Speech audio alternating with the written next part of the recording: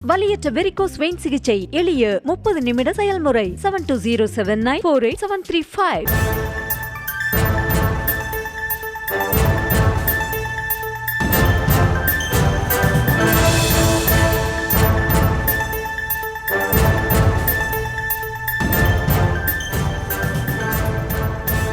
அண்மை செய்தி.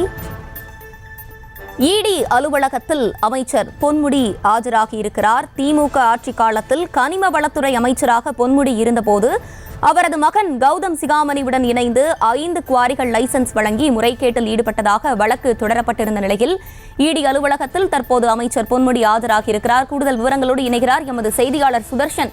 சுதர்ஷன், வணக்கம். விரிவான விவரங்களை வழங்கலாம்.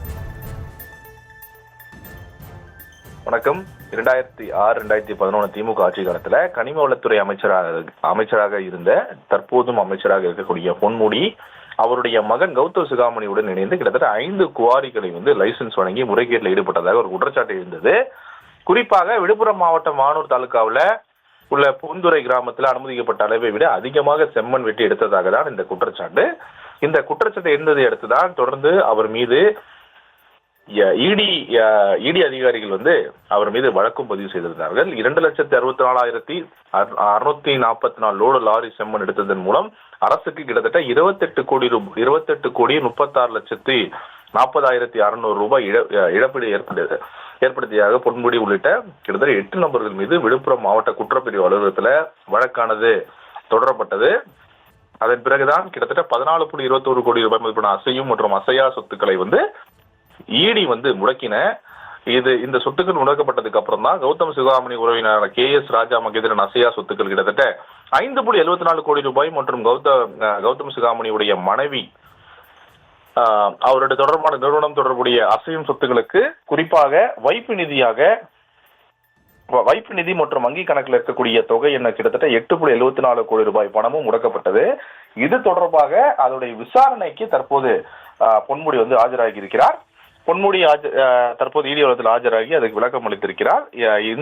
இந்த வழக்கு தொடர்பாக தான், அதாவது கிட்டத்தட்ட 2006-2011 திமுக ஆட்சி காலத்தில் அமைச்சராக இருந்தபோது இந்த மாதிரி குவாரி முறைகேட்டில் ஈடுபட்டது தொடர்பாக வழக்கு பதிவு செய்யப்பட்டதன் காரணமாக தற்போது இடி அலுவலகத்தில் ஆஜராகி அந்த வழக்கு தொடர்பாக தான் தற்போது விசாரணைக்கு அவர் ஒத்துழைப்பு வழங்கியதாக சொல்லப்படுகிறது. தொடர்ந்து அது மட்டும் விசாரணை மேலும் மென்மேலும் வளரும் அப்படின்னு சொல்லிட்டு இடி அதிகாரிகள் சொல்றாங்க.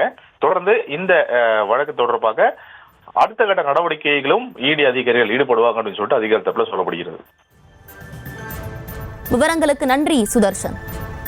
வலியற்ற வெரிகோஸ் வெயின் சிகிச்சை எளிய 30 நிமிட செயல்முறை 7207948735.